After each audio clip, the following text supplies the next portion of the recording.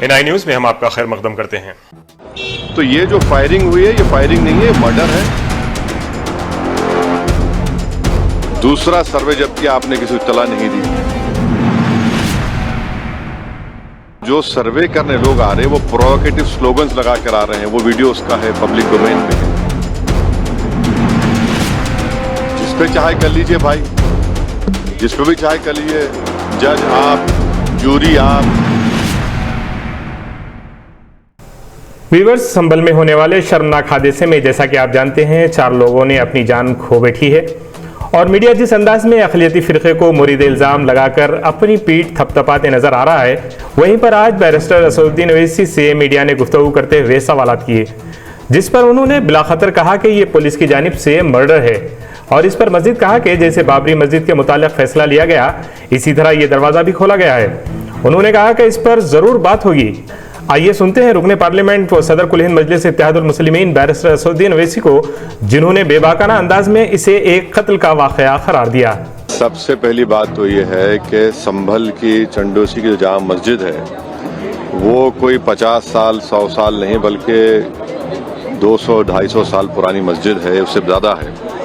वहाँ पर कोर्ट की तरफ से बगैर मस्जिद के जिम्मेदारों को, कमेटी को सुने उन्होंने एक एक्स पार्टी ऑर्डर पास कर दिया, वो गलत है।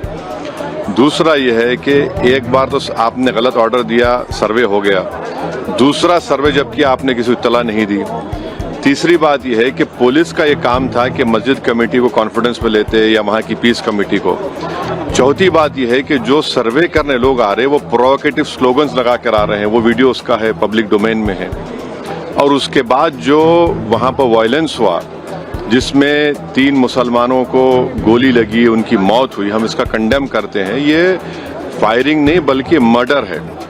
और जब से बाबरी मस्जिद राम मंदिर का जजमेंट आया, जिस बात को मैं पर्टिकुलरली कह रहा हूँ कि उस जजमेंट के बाद ये सब चीज़ें खुलेंगी और एक के बाद एक खुल रही हैं।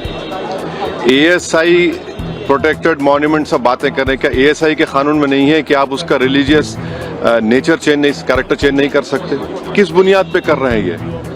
और आप किस बुनियाद पर अपने फेथ को दूसरों पे थोपेंगे? भाई कानून कोई चीज है ही नहीं है। जिस दिन कोर्ट में सुनवाई होती है उसी दिन ऑर्डर हो जाता है, उस दिन सर्वे भी हो जाता है। ये तो 1948 में से ही होता है बाबरी मस्जिद में। तो ये जो फायरिंग हुई है, ये फायरिंग नहीं है, मर्डर है। और जो भी ऑफिसर्स इन्वॉल्व है उनको सस्पेंड करना चाहिए और एक सिटिंग हाई कोर्ट जज से उसकी इंक्वायरी होनी चाहिए। ये सरासर गलत है, जुल्म हो रहा है वहां पर तो संभल में। सांसद के FIR दर्ज कर दिया गया। आप जिस पे चाहे कर लीजिए भाई, जिस पे भी चाहे कर लीजिए, जज आप, जूरी आप, सब आप, तो बचेगा क्या फिर? अब सर JPC में आप लोगों ने समय मांगा है, क्या कहेंगे? जी, जैसा अभी आपने हमारे डेलीगेशन तरफ से बोला गया है, मैं उसको रिपीट करना नहीं चाहता। मगर स्पीकर साहब ने बड़ी इत्मीनान से हमारी पूरी जितने मेंबर्स 11 नॉन BJP MPs गए थे उनकी बात को सुना। वो बोले कि इसके ऊपर कंसिडर करेंगे और हमको उम्मीद है कि ऑनरेबल स्पीकर साहब इसका टेन्योर बढ़ाएंगे, क्योंकि आप देखिए बंगाल नहीं गई कमेटी, बिहार हम लोग नहीं गए, उत्तर प्रदेश में शिया वक्फ की प्रॉपर्टीज को हमने नहीं देखा। तो ऐसे कई,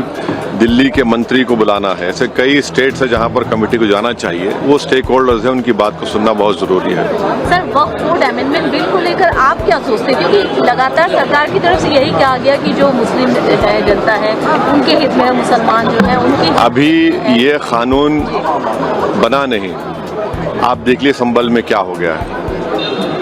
अभी ये कानून बना नहीं है, आप देख रहे हैं कि हर जगह पे बोल दिया जा रहा है कि नहीं, ये यहाँ पर 500 साल पहले मस्जिद नहीं थी।